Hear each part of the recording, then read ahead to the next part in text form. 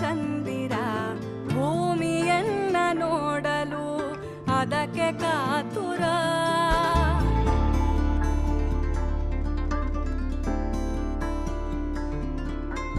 ಅಲ್ಲಿ ಮಿನುಗೋ ಕೆರೆ ಇದೆ, ಕೆರೆಯ ಮೇಲೆ